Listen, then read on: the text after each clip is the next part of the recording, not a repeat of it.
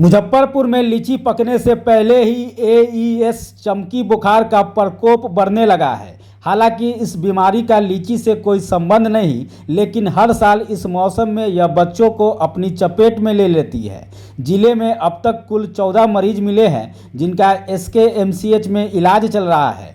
अच्छी खबर यह है कि सभी बच्चे खतरे से बाहर हैं और कुछ को इलाज के बाद घर भेज दिया गया है।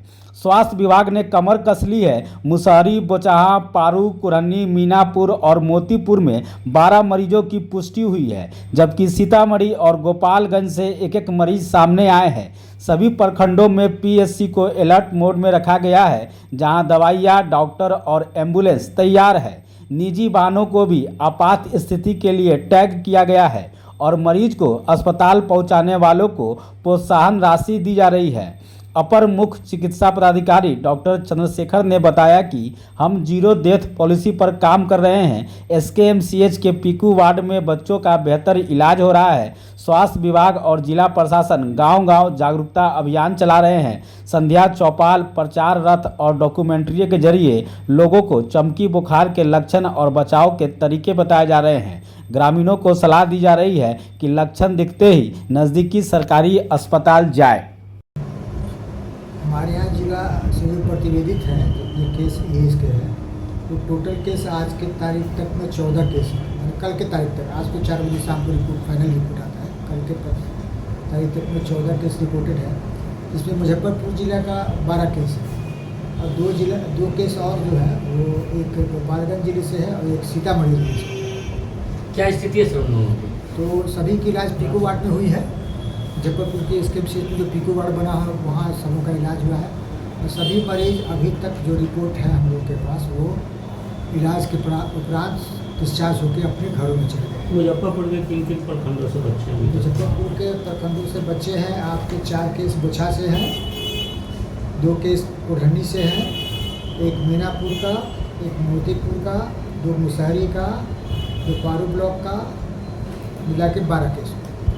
क्या सर, क्या कुछ लगी जाती है? हाँ, केसेस तो आ रहे हैं, फॉलो हो रहा है। किस तरीके से अपने यहाँ तैयारी की गई है? हमारे यहाँ पूरी तैयारी है।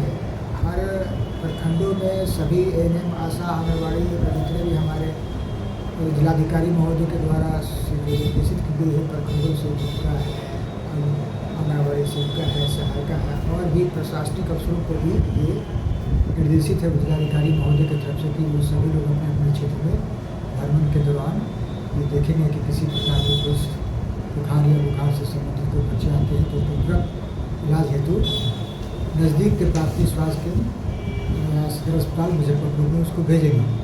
भेजने के लिए सुविधा है कि हमारे यहाँ 102 एम्बुलेंस है।